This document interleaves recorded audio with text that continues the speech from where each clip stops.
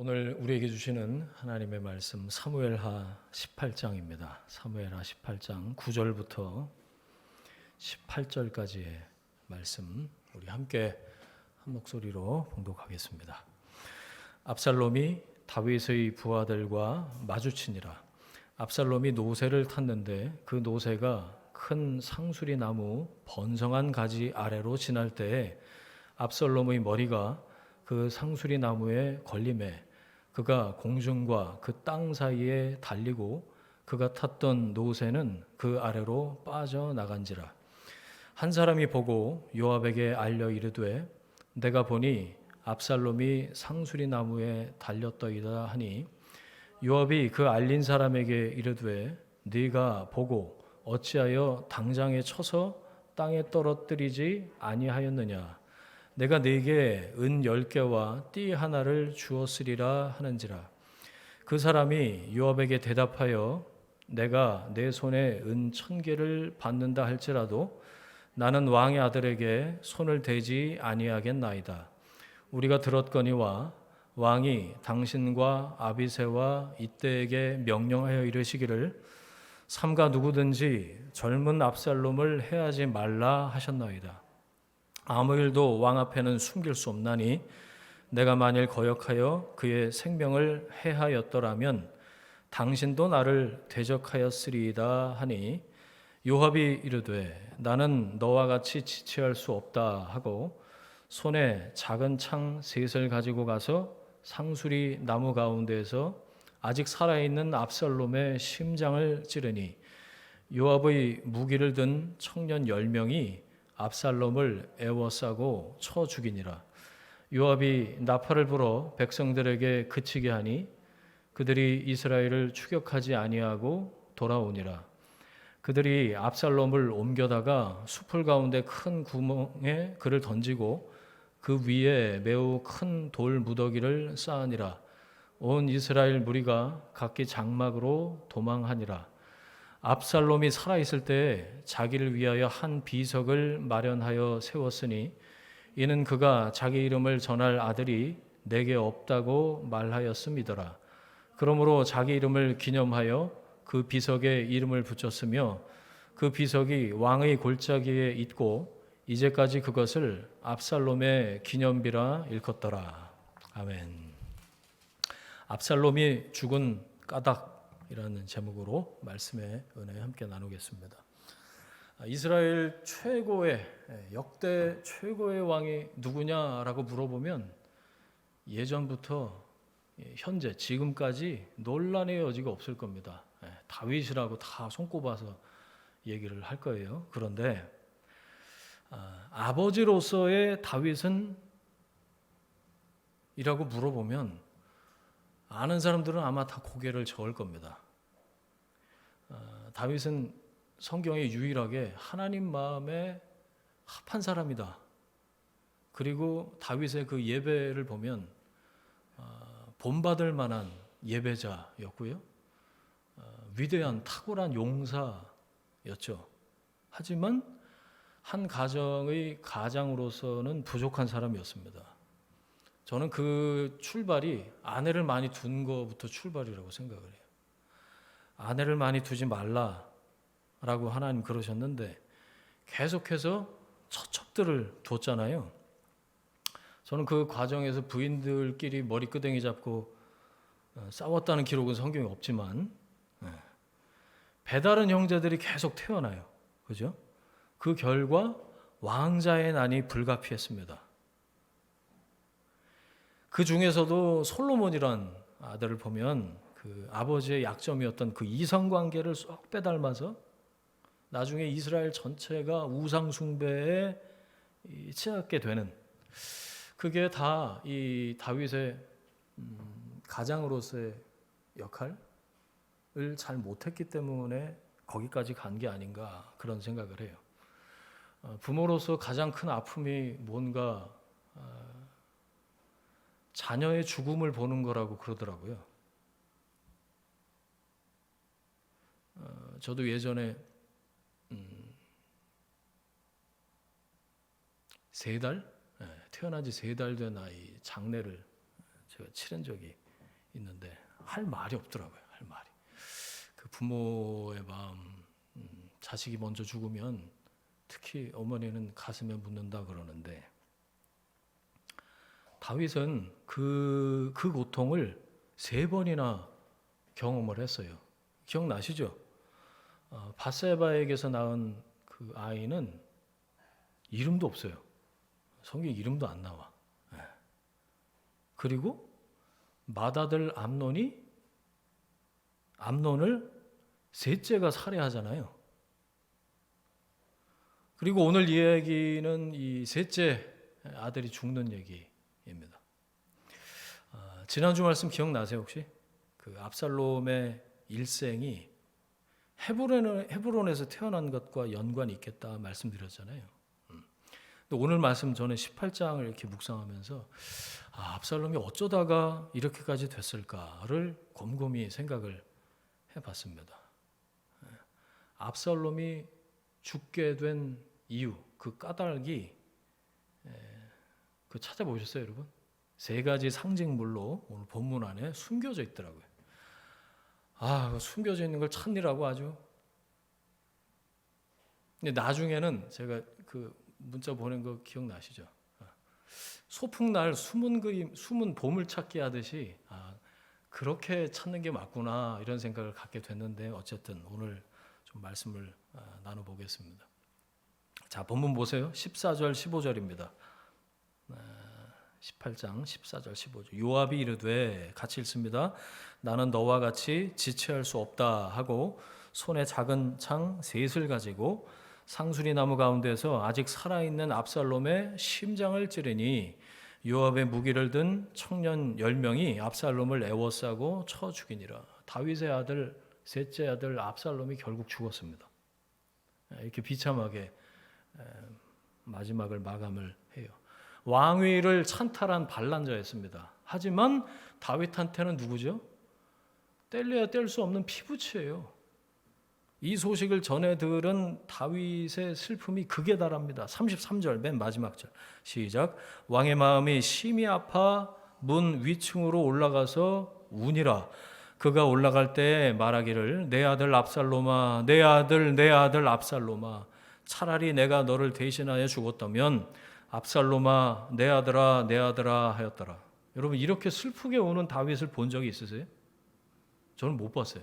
다윗의 일생에 이렇게 비통해하는 모습을 우리는 본 적이 없습니다. 아니 살아있을 때 좀 이렇게 이름을 불러주지.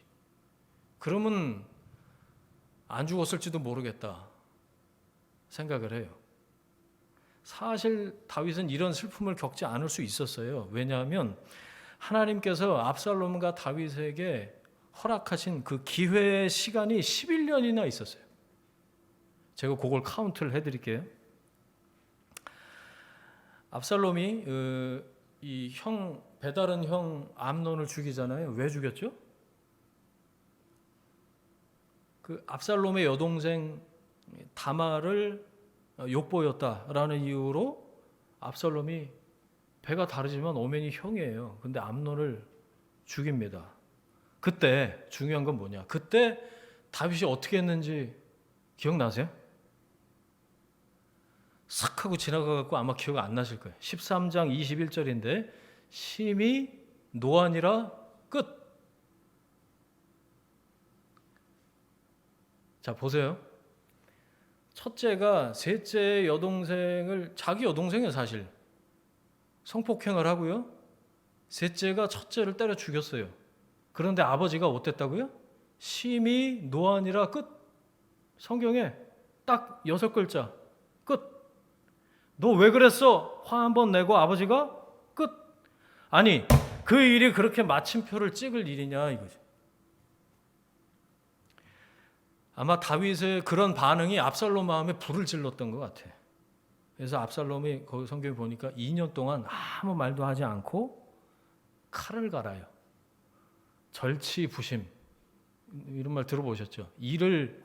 이빨이 끊어지고 마음이 썩는다. 그럴 정도로 화가 난다. 복수를 계획을 하죠. 그리고 2년 만에 기어이 형 암논을 살해하고 말아요. 압살롬의 비참한 인생이 거기서부터 시작이 됩니다. 근데 여러분 이런 이야기를 성경에서 읽으시면 어떠세요? 우리가 워낙에 사극을 많이 보고 영화를 많이 봐갖고 그냥 뭐 형제들끼리 그냥 뭐 정치적인 이유로 죽고 죽이네, 뭐 싸웠네, 박 터지게 싸웠네, 그렇게 생각을 하지만 잘 한번 생각해 보세요, 여러분. 사람의 생명보다 귀한 게 있냐고요. 살인은 이렇게 넘어갈 주제가 아니에요.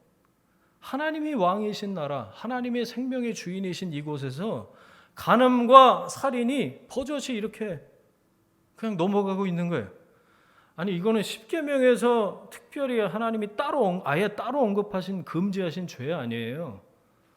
게다가 다윗은 아버지 아닙니까? 간음과 살인을 저지른 다윗이 하나님 앞에서 이 나단 선지자의 방문을 받고 회개하긴 했지만 그 죄의 대가를 고스란히 받고 있는 것 같다, 그런 생각을 했어요. 누가 간음을 저지르죠? 아버지처럼 첫째 아들이 간음을 저지러요. 그런데 심히 노하니라 끝. 그리고 2년이 지나가요. 2년 만에 압살롬이 암논을 살해했을 때 다윗이 뭐 했는 줄 아세요? 그때는 13장 37절이에요. 날마다 슬퍼하니라 끝. 이게 말입니까? 셋째가 첫째를 때려 죽였는데 2년 만에 날마다 슬퍼하니라 끝. 날마다 슬퍼했겠죠. 그런데 이러고 말 일이냐 이거죠. 38절에 보니까 그술 외갓집으로 이제 압살롬이 도망가서 거기서 3년을 보내요. 아버지처럼 누가 죽이죠? 셋째가 살인을 저지른 거예요. 그걸 보고도 정작 아버지 다윗은 3년 동안 아무것도 하지 않습니다. 첫째가 간음을 하고 2년 동안 심히 노하니라 끝. 셋째가 살인을 하고 3년 동안 날마다 슬퍼하니라 끝. 다윗은 5년을 그렇게 보내요. 흘려보낸 거예요, 그냥. 그 보다 못한 요압이 인 정치적 이유가 있었죠. 어쨌든 중간에 개입을 해서 압살롬이 예루살렘으로 다시 오게 만들잖아요. 근데 뭐 요압이 데려왔나요? 사실 다윗이 결정한 거예요. 그런데도 불구하고 성경 보니까 예루살렘에다 불러놓고 딱 한 번 형식적으로 그냥 입 한 번 맞추고 그리고 또다시 2년 동안 같은 예루살렘이 있었지만 얼굴을 안 보내. 아들 얼굴을. 방치해. 도대체 무슨 생각이었는지 성경의 행간을 읽어도 이해가 안 가는 거예요. 여러분 같으면 어떻게 하시겠어요? 압살롬은 바로 그때 5년 만에 아버지하고 형식적으로 막 허구하고 그럴 때 이미 반역을 시작했겠다, 그런 생각이 들었어요. 힘을 길러야지 안 되겠다. 내가 왕이 돼야지. 내가 살아갈 방법은 이 방법뿐이구나 생각한 압살롬이 그 후에 4년 동안 뭐 하죠? 지난주 봤죠? 왕의 궁전 앞에 이렇게 있으면서 다윗한테 송사하러 재판받으러 오는 사람들의 마음을 어땠다고요? 훔쳤다고요. 다시 그 본문을 이렇게 들여다보면서 무슨 생각했냐면 다윗이 몰랐을까? 몰랐을 리가요. 그럴 리가. 별 소문이 아마 다 들렸을 겁니다. 그동안 뭐 했냐고요, 도대체. 저는 천국 가면 다윗한테 좀 물어보고 싶어요. 그동안 뭐 하셨어요? 다윗이 압살롬을 방치한 세월이 총 9년이에요. 자, 망명생활, 그술 외갓집으로 도망가서 있을 때 3년. 아버지 요압을 통해서 아버지가 불러 들어가고 예루살렘에서 아버지 얼굴 딱 한 번 보고 있을 때 2년. 그리고 안 되겠다 싶어 이제 본격적으로 반란을 준비하죠. 병마를 모으고 백성들의 마음을 훔치는데 4년. 근 10년 가까운 세월을 아무 조치도 하지 않고 흘려보낸 겁니다. 아버지 다윗이. 압살롬의 반역은 그동안 차곡차곡 쌓이고 있었고요. 그렇죠? 근데 여기다가 더해야 될 시간이 있어. 암논 사건 때부터, 그러니까 복수를 처음부터 생각할 때부터 생각하면 2년을 더하는 거죠. 그럼 몇 년이요? 무려 11년. 살다 보면 시간이 지나면 괜찮아지는 것들도 있죠.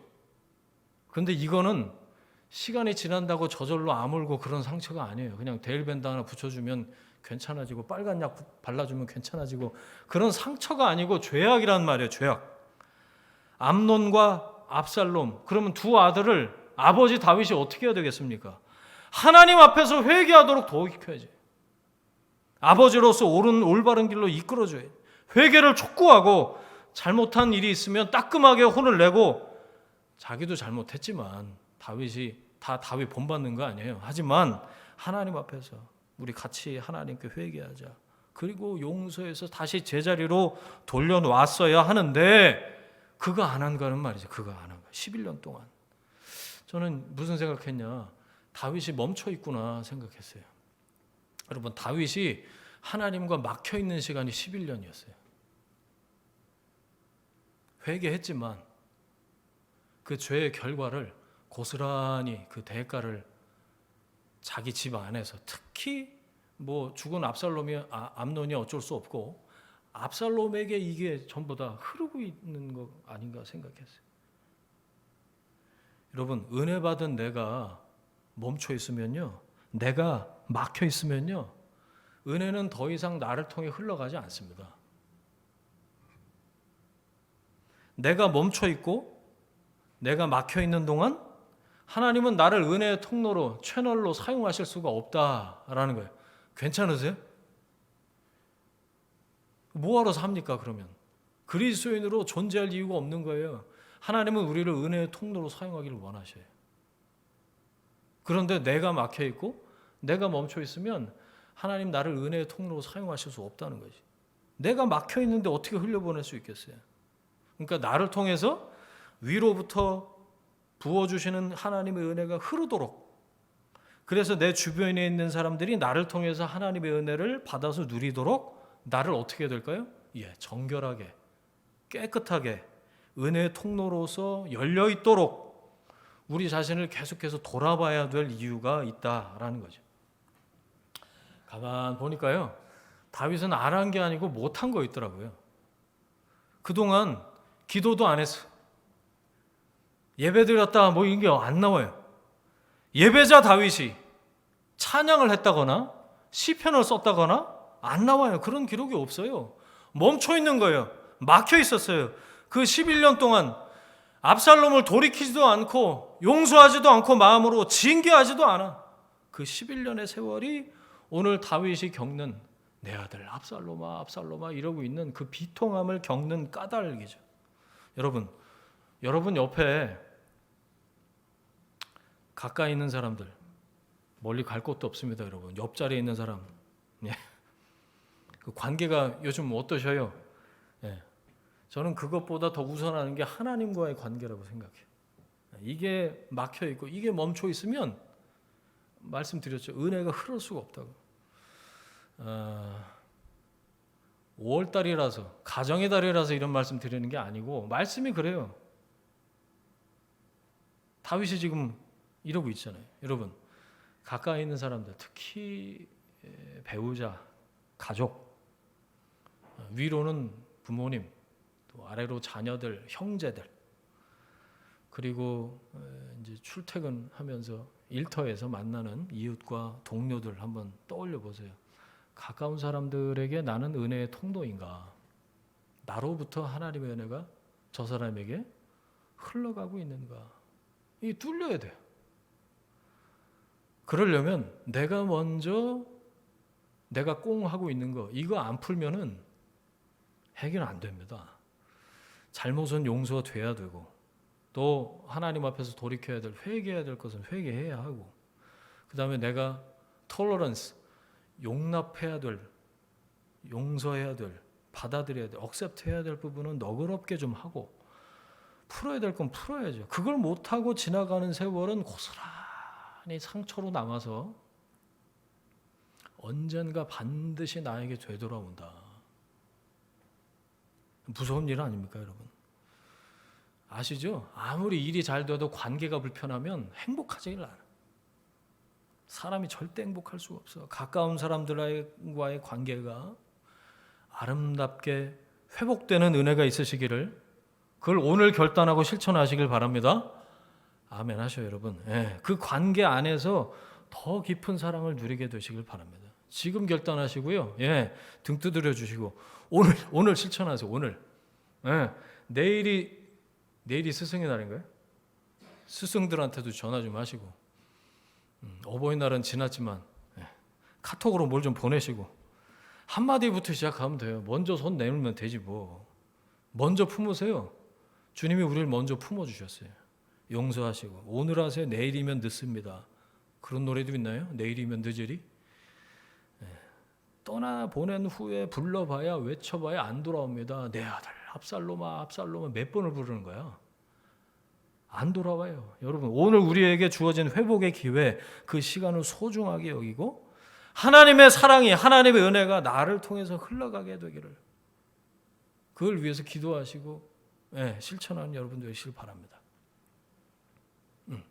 오늘 같이 좀 말씀을 앞부분에 읽고 적용해야 될 부분이 이제 이거였고, 이제 본격적으로 얘기를 시작해 보겠습니다. 전쟁이 시작이 됐어요. 아들과 아버지와의 전쟁입니다. 이 기가 막힌 일이에요. 자, 오늘 본문 보니까 1절, 2절 보니까 병력을 셋으로 나눠요. 요압, 아비새, 이때 지휘를 딱 맡겨버리죠. 다윗 군대 규모가 압살롬 진영의 10분의 1 됐을 거라고 추정을 해요. 그러니까 다윗이 부대를 세 파트로 이렇게 나눈 건 스몰 솔저, 작은 군대로 복잡한 지역에서 게릴라전을 하기 위한 고육지책이었을 거다 생각해요. 그나저나 저는 이 등장인물 중에 요압이 참 기분 나빴겠다라고 생각을 했어요. 왜 그럴까요? 아니 내가 군 총사령관인데 내 동생 아비새야 뭐 그렇다고 치더라도 세 파트를 어떻게 나눴다고요? 요압과 아비새와 블레셋 사람이에요. 가드 사람 이때. 얘는 언제 들어온 거야 도대체? 요압 입장에서 이때한테 3분의 1씩이나 맡긴다고?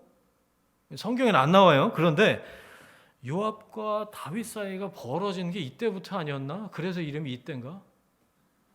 이런 거 하지 말아야 되는데 또 나왔네. 가만 보니까요, 사소한 오해에서부터, 요압이 오해했을 거다 그렇게 생각을 하는데, 사소한 오해에서부터 관계의 틈이 벌어지더라고요. 그렇죠?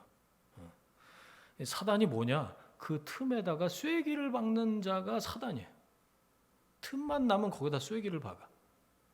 그 틈을 메울 수 있는 방법이 딱 하나입니다. 그게 신뢰고, 그게 소통이고, 그게 사랑이죠. 쐐기를 뽑아버려야 돼. 신뢰로. 그 틈에다가 대고 사단이 쐐기를 박는데, 그래 와서 박아라, 하나 더 박아라. 아휴, 미운데 잘됐다, 하나 더 박아라. 이러고 있으면 영영 벌어져서 어떻게 할 수가 없어요. 꽁하고 있을 게 아니에요. 사랑에 기반한 소통을 해야죠. 오해하기로 작정하고 말하는 거 말고, 미워하기로 결정을 해놓고 싸우려는 말 말고, 흔들리지 않는 견고한 신뢰. 헤어지실 거 아니잖아요. 그죠? 아멘 하세요. 여러분, 사랑이 있으면요, 소통은 가능해요. 그러니까 막혔을 때는 어떻게 해야 되냐? 기도하는 거예요. 그리스도인은 먼저 위로 뚫려야 돼. 위로부터 뚫려야 옆도 뚫리는 거예요. 위로부터 부으시는 그 은혜의 통로가 뚫리게 해달라고 기도하셔요. 그리고 그 은혜가 옆으로 흐를 수 있도록 기도하시라고요. 나는 왜 이럴까? 아유, 원래 그 모양인데 이러고 포기하실 게 아니라고요, 여러분. 위로 뚫리길 기도하시고 옆으로도 뚫리길 기도하셔야 된다. 여러분, 오해로 그 시간들을 그냥 메워버리지 말고 사랑과 신뢰로 풀어갈 수 있도록 하나님 도와주십시오 라고 진지하게 기도하세요. 자, 하나, 사랑의 준비가 안 돼 있으면 말하지 마세요. 괜히 문제만 커집니다. 사랑이 빠진 충고를 뭐라고 부를까요? 요즘 애들이? 꼰대 잔소리. 맞냐, 선우야? 네. 사랑이 빠진 충고. 아무짝에 쓸모가 없어요. 그러니까 뭘 준비해야 돼요? 사랑을 준비해야 돼요. 사랑이 차오를 때까지 기도 열심히 하시고, 예, 그게 오늘 됐으면 좋겠어요. 자, 다윗과 요압이 그런 면에서 악연이었지 않았을까? 외가로 도망가 있던 압살롬을 누가 데려오죠? 사실상 요압이 다리를 놔서 데려온 거예요. 다시 아버지와 억지로라도 만나게 한 것도 요압이고, 결국 그 아들을 누가 죽여요? 다윗이 죽인 게 아니고 요압이 죽였어요. 어찌 보면 내부에 적이 있었던 거지. 그러니까 하나님의 말씀하신 그 명령대로 말씀대로 풀어야 될 모든 과정에서 요압은 자기 소견에 옳은 대로, 자기 마음대로, 자기 뜻대로, 자기 정치적인 이익에 맞는 대로 그 문제를 풀어가려는 엉뚱한 시도들이 그 관계를 다 망친 거예요. 아버지 탓도 있지만 요압 탓도 중간에 많았겠다, 그런 생각을 했어요. 여러분, 그래서 여러분이 관계하는 모든 그 관계의 주인을 하나님으로 다시 설정하시길 바랍니다. 관계의 주인은 하나님이세요. 그리고 하나님이 원하시는 방향, 그걸 하나님께 물어보고 하나님 말씀에 순종하시길 바랍니다. 하나님이 부어주시고 하나님이 풀어주시기를 바랍니다. 자, 2절 보세요. 참 다윗이 뜬금없는 말을 하는데, 자, 2절에 다윗 말한 데다 밑줄 쳐보세요. 나도 반드시 너희와 함께 나가리라. 저는 그 옆에다가요, 18장 2절에 나도 반드시 너희와 함께 나가리라. 저는 그 옆에다가 11장 1절 이렇게 적어놨어요. 11장 1절이 뭔지 아세요? 나가야 됐는데 안 나갔을 때, 그때예요. 다윗은 예루살렘에 그대로 있더라. 여러분 성경 보세요. 그대로의 동그라미 아마 쳐져 있을 거예요. 자, 아들의 반역이라는 이 사달이 어디에서부터 시작됐는지 거슬러 올라가 보면, 왕으로서 나가야 될 때, 전쟁 나가야 되는데 안 나가고 낮잠 잘 때, 그러니까 있어야 할 자리에 있지 않았던 그 나태함, 게으름, 엉뚱한 그것으로부터 시작된 거예요. 그죠? 그래서 간음과 살인을 저지르잖아요. 저녁 늦게 일어나고 와인 한 잔 딱 들고 스카이 라운지에서 이렇게 거닐다가 옆집에 아줌마가 보인 거잖아요. 참, 그러다 일이 생긴 거예요. 사람이 있어야 될 자리에 있지 않고 있지 말아야 할 곳에 있다 보면 이런 일이 생긴단 말이죠. 다윗은 아마 그 사건으로부터 크게 배우고 크게 깨달았을 겁니다. 그래서 지금은 정반대로 뭐라고 그래요? 극구 나가겠다고 그래. 3절 보세요. 백성들이 아주 뜯어 말고 있습니다. 왕은 뭐라고요? 나가지 마소서. 아니, 백성들은 왜 또 이렇게 얘기를 해요? 이 왕이 누구예요 지금? 골리앗 쓰러뜨린 백전백승의 용사 다윗이에요. 안 그래도 지금 수적으로 열세인데 왕이, 그것도 다윗이 최전방에 서 있기만 해도 큰 도움이 될 텐데, 백성들이 나서서 왕이여 나가지 마소서 한사코 뜯어 말리는 이상한 장면이에요. 왜 그랬을까? 겉으로 보면 이유가 나오는데 3절 보니까 뭐라 그래요? 왕은 우리 10,000명보다 중하시오니. 아주 다윗을 걱정해주고 위해주는 것처럼 말을 하는데, 사실 이 전쟁은 뭐죠? 외적과의 싸움이 아니고 내전입니다. 게다가 상대편은 누가 있어요? 다윗 아들이 적장으로 있어. 그러니까 다윗이 전쟁에 나가면 어떻게 할까요? 분명히 전심으로 안 싸울 겁니다. 설렁설렁 싸우거나 오히려 싸우려고 하는 사람 막 발목 잡거나 칼 뺏거나 그랬겠지.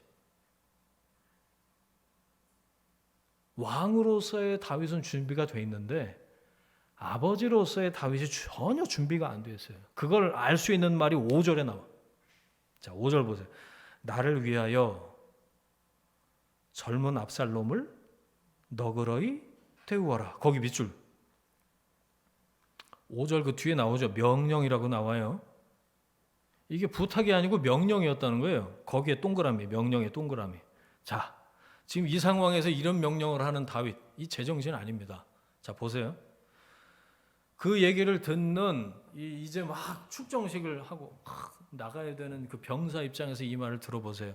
나를 위해서, 왕이 나를 위해서 젊은 압살롬을 너그러이 대우해줘라. 이렇게 얘기를 한 거예요. 자, 여러분이 한번 대사를 읊어보세요. 뭐라고 하실 것 같아요? 마음에 있는 마음의 소리를. 아니 지금 누구 때문에 이 멀쩡한 왕궁에서 쫓겨나갖고 광야로 와서 이 개고생을 하고 있는데 도대체 이게 무슨 명령이야?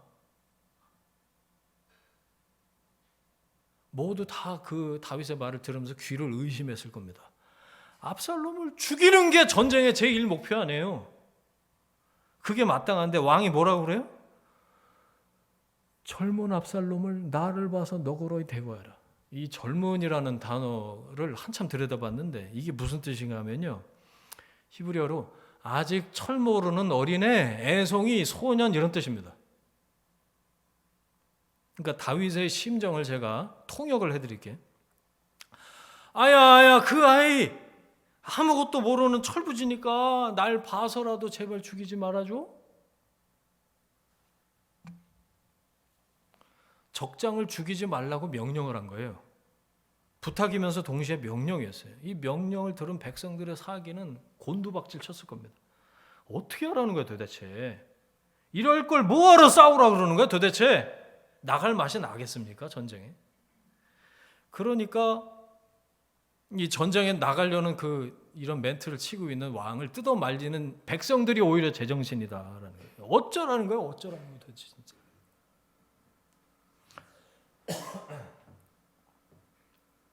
예, 정확히 두 가지 마음이에요. 두 가지 마음.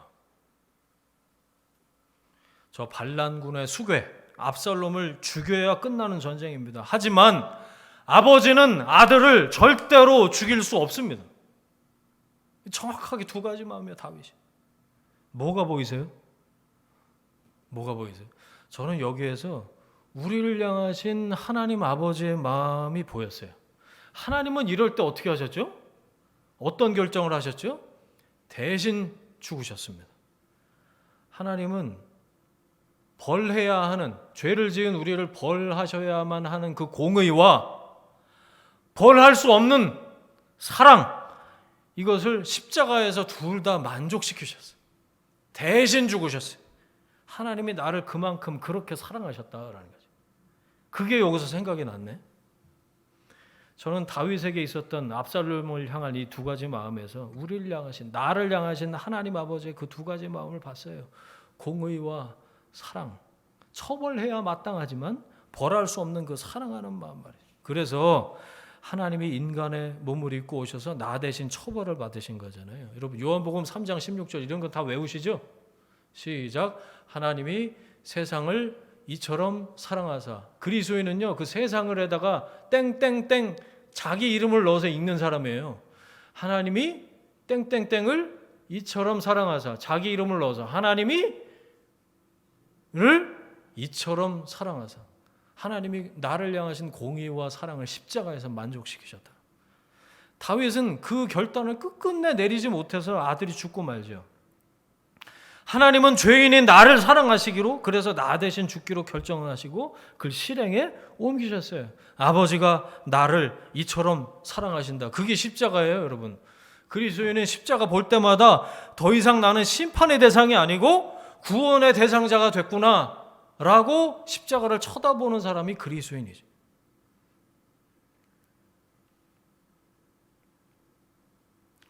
(18장) 전체가 전쟁 이야기잖아요.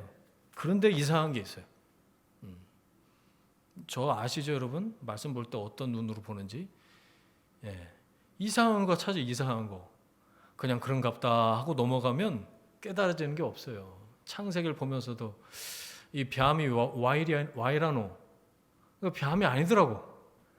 사단이 뱀을 이용해서 그렇게 하와를 유혹을 한 거더라고.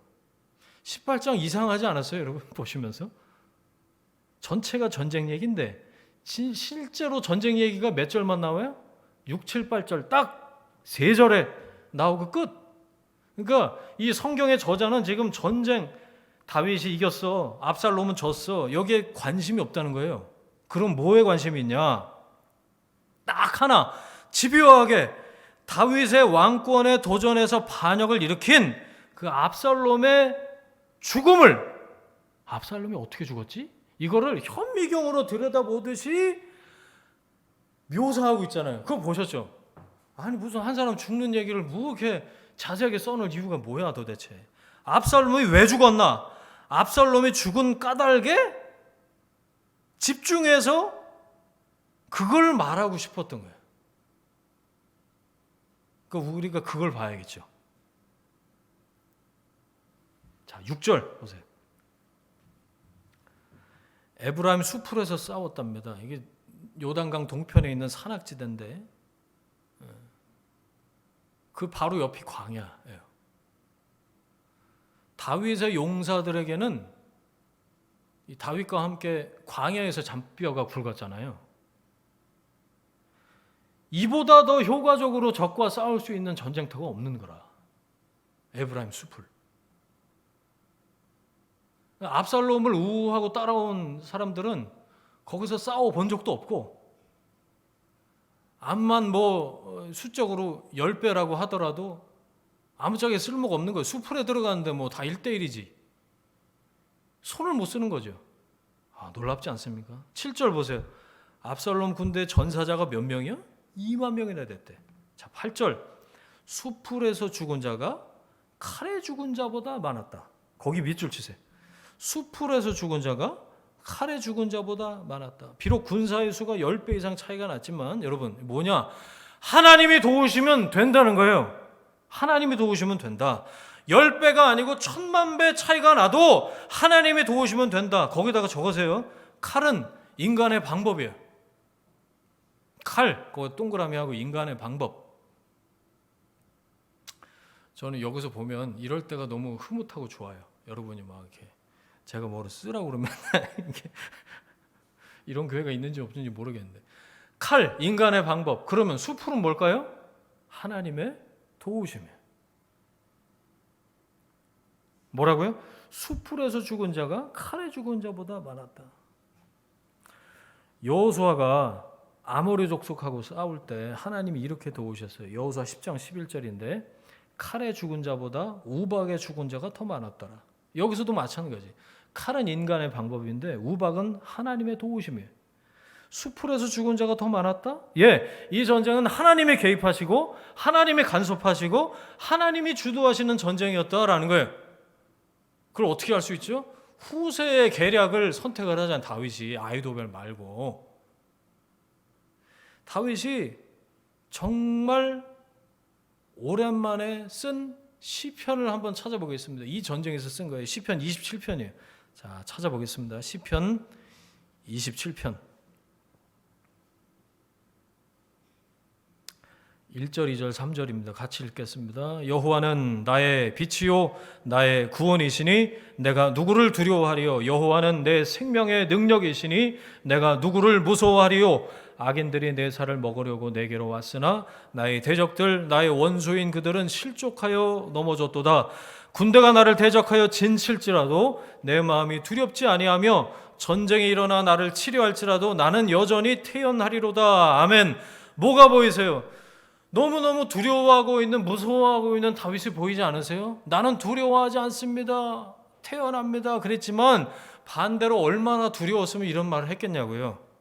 반복해서 얘기하고 있잖아. 하지만 다윗이 뭘 고백하죠? 하나님이 이 전쟁의 주엇이다 라고 고백하고 있는 거예요. 여러분, 우리 삶에 있는 모든 전쟁은 여호와께 속했습니다. 믿으십니까? 다윗의 군대가 빼어나서 이긴 게 아니라고요. 하나님이 이기신 거예요.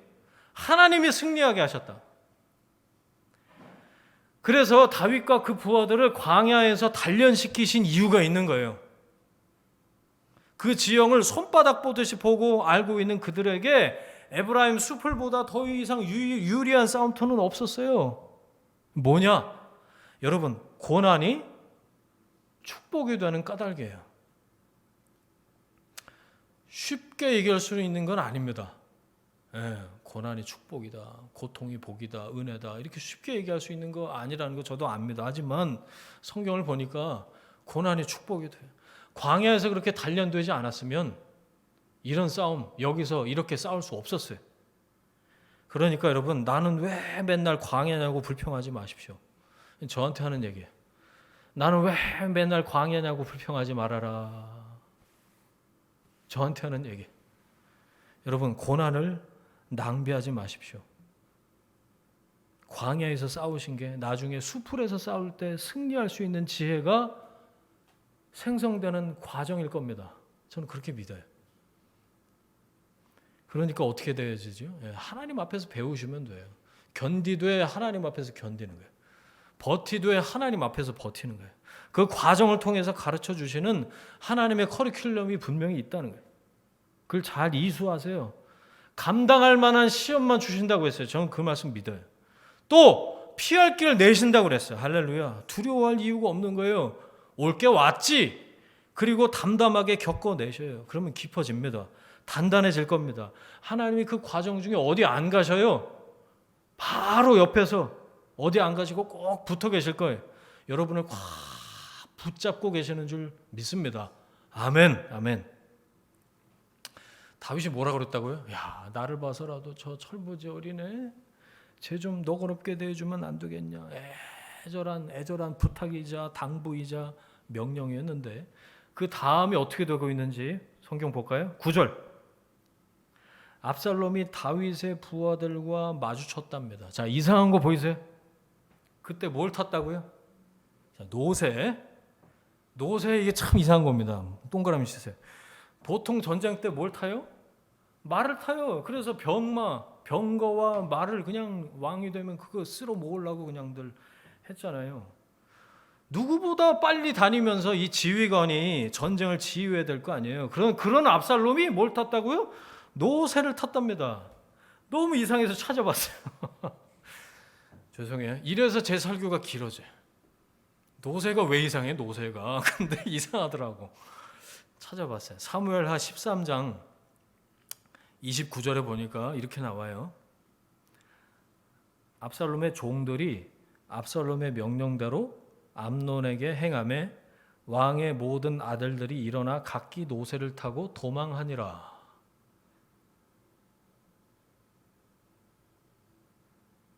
노새가 뭐죠? 왕자들의 자가용이었습니다. 지금으로 치면 뭐쯤 될까요? 제네시스쯤 될까요? G90일까 뭐 볼보까. 하여튼 좋은 차였어. 왕자들이 타는 자가용. 아버지가 뭐라고 그랬어요? 왕자들이 셋째가 첫째 때려 죽이는 걸 그 자리에서 본 거예요. 자기도 죽을까 봐. 불똥이 튈까 봐. 기겁을 하고 각자 타고 왔던 그 노새, 자가용 시동 걸고 지금 도망가는 그 장면이에요. 이게 사무엘하 13장 29절이. 자, 다시 와요. 그럼 뭐죠? 압살롬이 전쟁터에 자가용 끌고 온 겁니다. 이상해야 돼요. 뭘까요? 한 글자로 교만. 자기는 싸울 일이 없을 거라고 생각을 한 거예요. 그러니까 자가용 끌고 노새 빨리 달리지도 못해. 조그마고 발이 끌려 막. 자기는 싸울 일이 없어. 왜 그렇죠? 온 이스라엘에서 수만 명을 지금 모아다 놨어요. 나 대신 전쟁터에서 싸우고 죽을. 뭐죠? 전쟁의 지휘관의 자세가 태도가 아닙니다. 교만한 거예요. 노새를 탔다. 압살롬이 죽게 된 이유, 그 상징물 첫 번째가 이 노새예요. 그 예배 전에 물어봤어야 되는데 3개 다 찾으셨냐고. 노새인지 혹시 아셨어요? 압살롬은 이 교만 때문에 죽은 겁니다. 노새, 동그라미 치고 교만. 교만은 사실 노새를 탔다고 해서 교만일 수도 있지만 그 전쟁을 시작하기도 전에 압살롬이 교만했다는 단서가 나와요. 자, 그 다윗의 진영에 있던 책사 아히도벨이 압살롬의 진영으로 배신을 때리고 오잖아요. 하고 야, 뭐 할까? 압살롬이 물어보니까 다윗이 남기고 간 후궁들과 동침하셔서 죄송해요. 그 지랄 하니까 그대로 또 따라하고. 자, 예루살렘 이제 점거했어. 뭐 할까? 그 기습하자고 그러잖아. 근데 그대로 했으면 큰일 날 뻔했어. 요단을 아직 안 건넜거든. 근데 압살롬이 야 저기 후세의 계략도 한번 들어보자. 아, 하나님이 도우신 거죠. 압살롬 지 생각이 아닙니다. 후세가 뭐라고 설득을 하죠? 17장 11절에 온 이스라엘을 모아서 친히 전장에 나가소서. 압살롬이 그 말을 좋게 여겼어요. 온 이스라엘 그리고 친히, 이 말이 확 꽂힌 것 같아. 압살롬한테. 왜 그랬을까요? 그래! 이 전쟁이야말로 내가 온 이스라엘에 내 이름을 알릴, 내 명예를 드높일 절호의 찬스지. 내가 직접 한번 나가주지 뭐. 그래서 어떻게 하죠? 그러면 막 푸시업하고 몸 만들고 총검술 막 이거 하고 나갈 준비해야 돼. 그거 안 하고 온 이스라엘에서 애꿎은 예비군 민방위 총동원령을 내립니다. 그래서 에브라임 수풀에서 민간인 2만 명이 죽어요. 다 압살롬의 교만 때문입니다. 장갑차나 사륜구동 찝차나 이걸 타야 될 전장에서 집에서 타고 다니던 그 자가용 끌고 와갖고 그것도 어떻게 해요? 혼자 다녀. 성경 잘 보세요. 9절에 다윗의 부하들과 마주쳤다. 자, 이게 우연일까요, 여러분? 아니 그 많은 수만 명의 병사들 다 어디 간 거예요? 그 뭐 어차피 수풀이니까 최소한 뭐 몇 명은 호위병으로 압살롬 곁에 있어야 맞잖아요. 그렇죠? 그리고 뭐가 또 없어요? 칼이 없어. 칼이 있었으면 머리카락이 달렸을 때 이렇게 자르고 내려왔을 거 아니에요. 칼이 있었으면 맞붙었을 때 다윗의 부하들과 맞붙었을 때 이렇게 칼을 주고받았다 뭐 이런 전투의 기록이 근데 하나도 없. 이상해요. 우연이 아니라고요. 우연이. 그 노새가 어디로 지나가요 또? 큰 상수리 나무 번성한 가지 아래로. 노새가 다른 길 다 놔두고 굳이 그 아래로 지나갔다는 거. 여러분 이것도 우연이 아니에요. 호위병들이 있었으면 그 자리에서 전투가 벌어졌겠지. 근데 압살롬 혼자였어요. 도망가는 수밖에 없었어요. 이것도 우연이 아니에요. 노새 위에 사람이 딱 앉으니까 머리에 그 나뭇가지에 머리카락이 걸릴 딱 그 높이였어. 하필 그 도망가는 길목 위에 큰 나무가 있었고 가지가 무성했대요. 우연이 아니에요. 우연이 아니야. 지금 다윗이 벌써 죽으면 안 되지. 압살롬이 어떻게 전쟁 가운데 죽었는지를 지금 보고 있는. 우연이 아니다. 이 모든 과정 가운데 하나님이 개입하시는 것으로밖에 안 보여요. 여러분 믿음은요.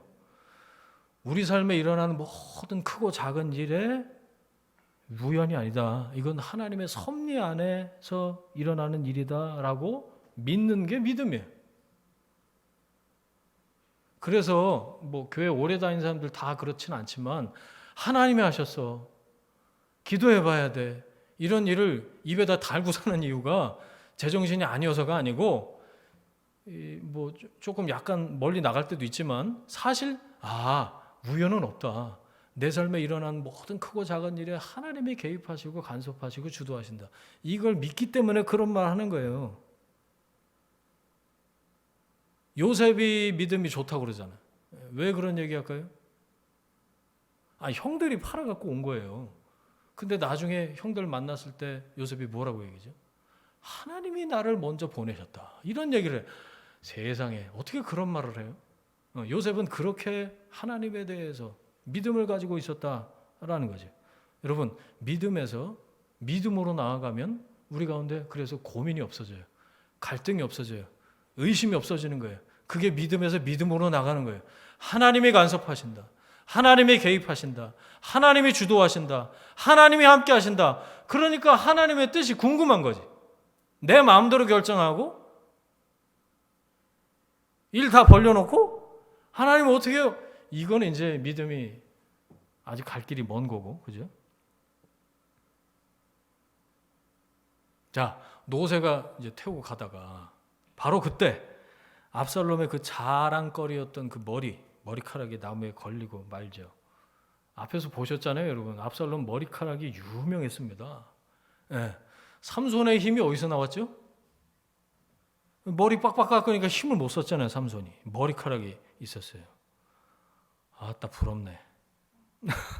성경에 머리카락이 힘의 상징으로 나오는데 압살롬은 그렇게 했던 것 같아. 거기다가 향유 막 이렇게 뭐 샤넬 넘버 5 뭐 이런 거 발라갖고 바람에 살랑살랑 흔들면 흑발에 길고 이거를 한번 자매들 앞에서 한번 이렇게 날리니까 자매들이 뻑뻑 가는 거지.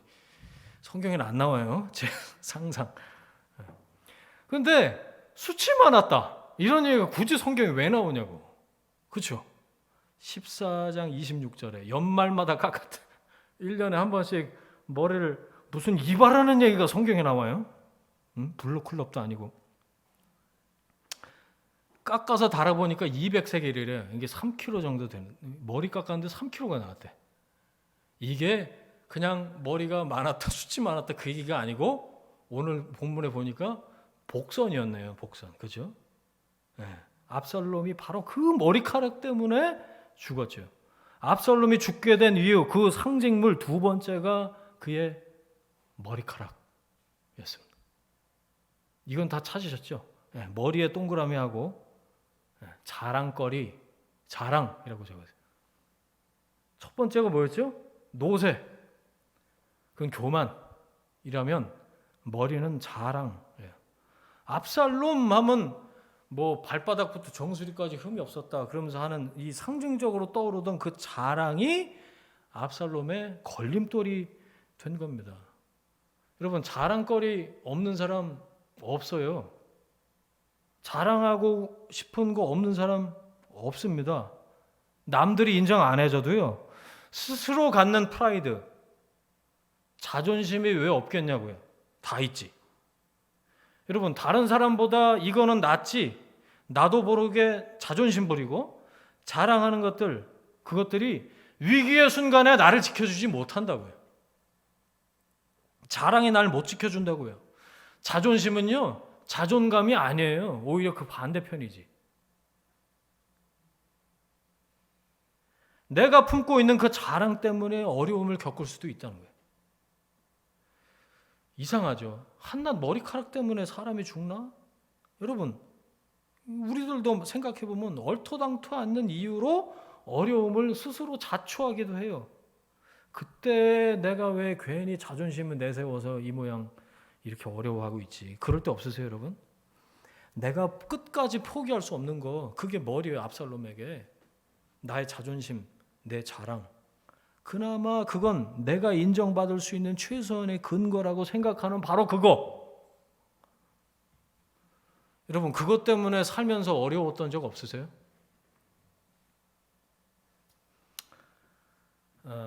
하나님이 야, 너 그거 내려놔 라고 말씀하시면 내려놓으실 수 있겠습니까? 이 압살롬 같은 머리 박박 깎아서 이렇게 내어드려야 되는 거죠. 여러분, 하나님 사랑하셔요? 대답을 안 하시네. 하나님 사랑하시는 줄 믿습니다. 그런데 문제가 뭐냐? 하나님 다음으로 사랑하는 게 문제가 돼요. 하나님 다음으로 사랑하는 게 가장 위험한 거예요. 왜냐? 언제든지 순위가 이 뒤바뀔 가능성이 있기 때문에 하나님 그 다음 이 순위가 우리 삶의 문제가 된다니까요. 그러니까 여러분 평소에 하나님 앞에서 그거 내려놓는 연습을 하셔야 된다. 여러분에게 압살롬의 머리카락은 뭡니까? 좀 나눠보고 싶어요. 여러분에게 압살롬의 머리카락은 뭡니까? 자, 이제 세 번째를 찾아야겠죠. 나무에 매달려 있는 그 압살롬을 누가 발견하냐면 요압의 이제 그 부하 중에 한 사람이 발견을 하죠. 그런데 다윗의 명령을 딱 기억을 하고 압살롬을 안 죽입니다. 그리고 요압에게 먼저 보고를 해요. 그랬더니 요압이 뭐라고 그래요? 왜 안 죽였어? 죽였으면 내가 은 10개 주는데. 그랬더니 하는 말 보세요. 12절에 은 1000개를 줘도 난 안 합니다. 당신이 주겠다는 거 100배를 줘도 나는 왕의 명령을 어길 수 없습니다. 라고 해요. 오메 기특한 거. 이거 지금 요압하고 부하가 거꾸로 된 거 아닙니까?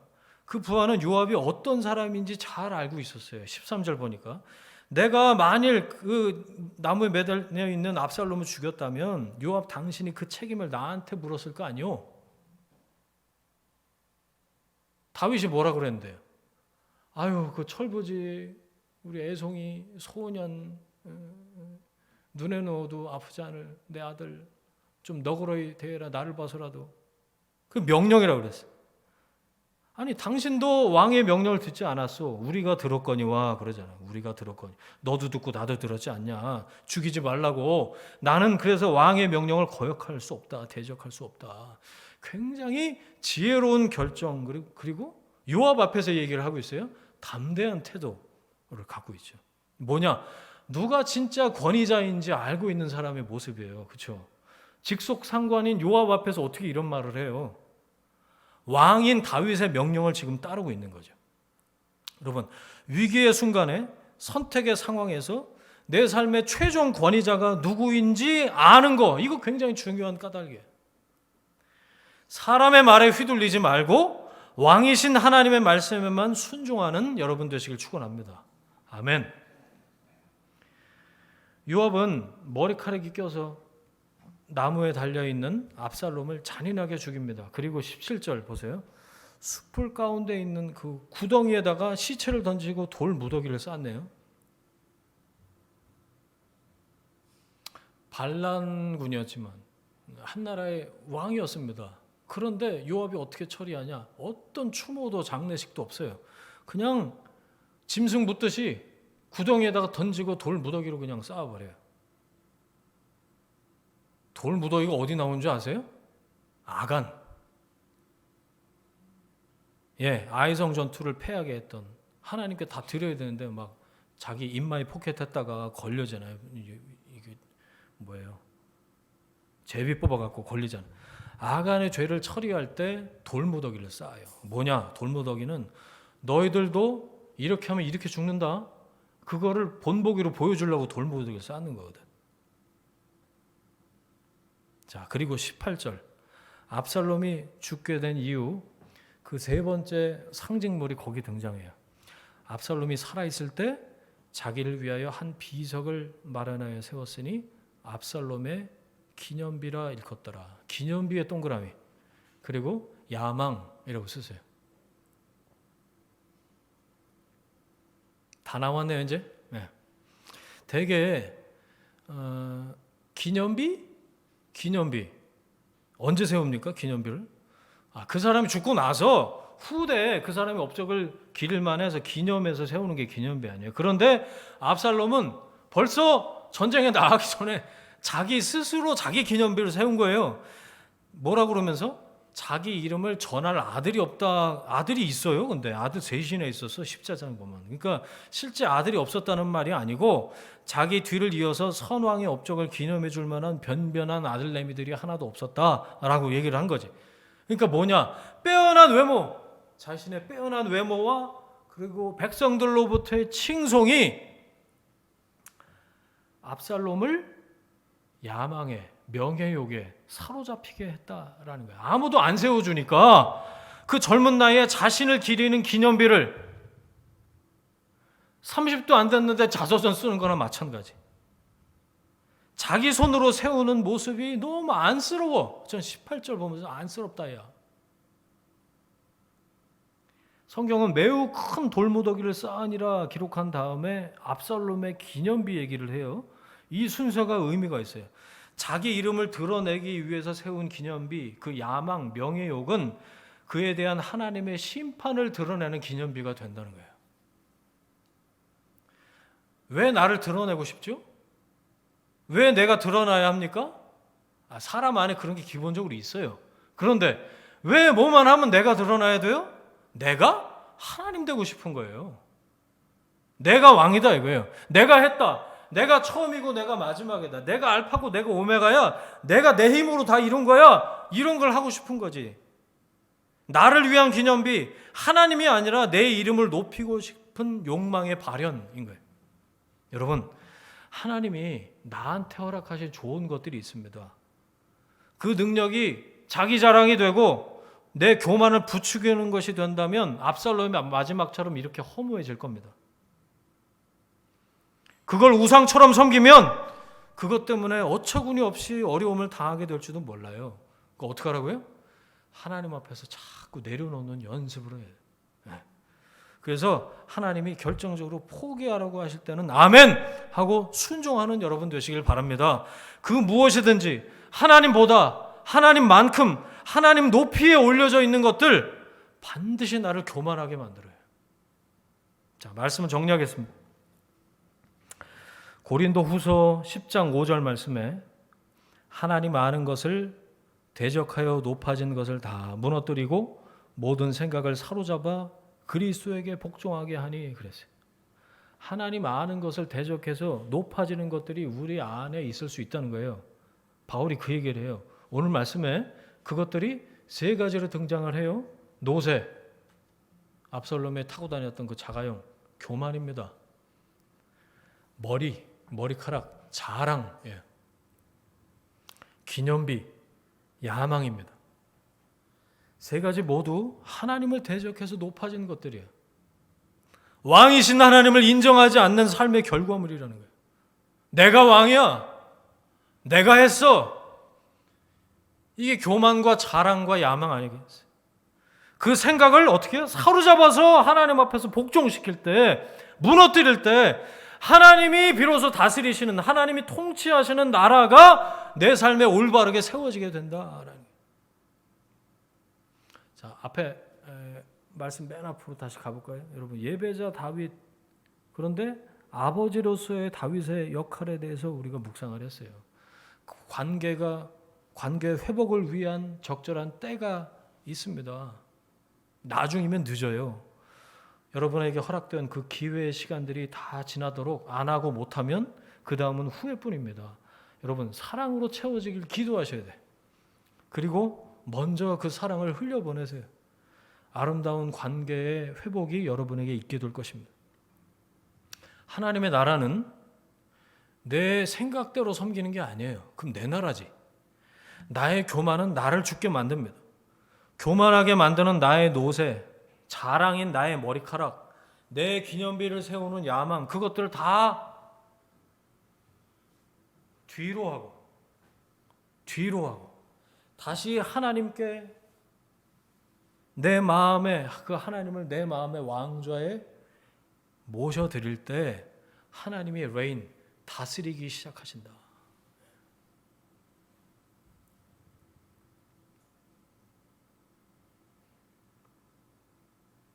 바울 서신에 계속 반복되는 말이 있어요. 성령의 소욕을 따라서 행하라. 성령이 우리 가운데 하시는 그 말씀에 귀를 기울이고 그 성령의 소욕을 따라서 말씀에 순종하면 하나님이 구체적으로 통치하실 거예요. 진짜 그래요. 해보시면 알아. 여러분, 하나님이 이렇게까지 구체적으로 여기까지 이렇게 다스리신다고? 아마 깜짝 놀라게 되실 거예요. 우리가 내어드리는 만큼 하나님 차지하셔요. 자발적으로 기꺼이 내어드리는 거지. 그러니까 여러분, 하나님이 다스리시는 만큼 정확하게 그만큼 회복되고 새롭게 될 것입니다. 여러분, 다윗이 왕이 아니었어요. 압살롬도 왕이 아닙니다. 요압은 영원할 것 같죠? 나도 왕이 아니에요. 하나님이 왕이십니다. 특히 전쟁 중에 있을 때 회개해야 합니다. 왕이신 하나님께서 어떻게 통치하시는가? 그 하나님의 통치 아래로 들어가야 된다. 하나님의 전쟁이었어요. 하나님이 싸우십니다. 하나님의 인도하심을 따르면 돼. 순종하면 승리해요. 내 삶에 그렇게 하나님의 나라가 세워질 것입니다.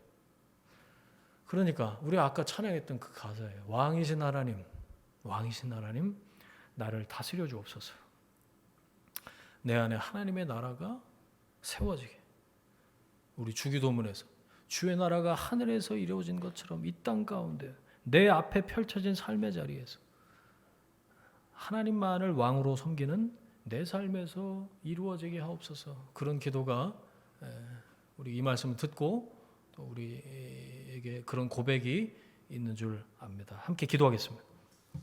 이 시간에 주신 말씀 각자 깨달은 말씀 붙잡고 합심해서 기도하는데 그 압살롬이 죽게 된 까닭 그 세 가지 상징물을 좀 떠올리시면서 또 오늘 주신 깨닫게 하신 그 하나님 말씀 붙잡고 이 시간에 통성으로 함께 합심해서 기도하겠습니다. 함께 기도합니다. 하나님 감사합니다. 우리들에게 말씀해 주시니 감사합니다. 하나님 깨닫게 해주신 이 말씀들이 우리 삶에 적용되고 이루어지기를 원합니다. 다윗이 압살롬과의 그 전쟁에서 그 모든 하나님께서 허락하신 기회의 시간들 안에 그 11년 동안 방치해놓고 하나님을 가까이 하지 않고 압살롬을 돌이키지도 않는 그 관계의 회복을 위해서 애쓰지 않았던 그 시간들을 생각을 해봅니다. 하나님 우리에게도 혹시 그런 돌이키지 않는 그런 시간들이 있는 줄 지금 이 시간에 말씀을 듣고 다시 떠올립니다. 하나님 우리 안에 하나님께서 원하시는 아름다운 관계 회복이 있도록 그래서 내가 먼저 결단하고 하나님의 은혜와 사랑이 흘러가는 통로로 쓰임받는 삶이 될 수 있기를 간절히 빌고 원합니다. 주님 나의 교만과 자랑과 야망이 하나님 앞에서 무너지게 하시고 그래서 하나님께서 이끄시는 하나님의 싸움 하나님의 전쟁을 통해 하나님의 영광 하나님의 나라가 세워지는 내 삶이 될 수 있도록 주님 은혜 베푸시고 인도하시고 역사하여 주옵소서.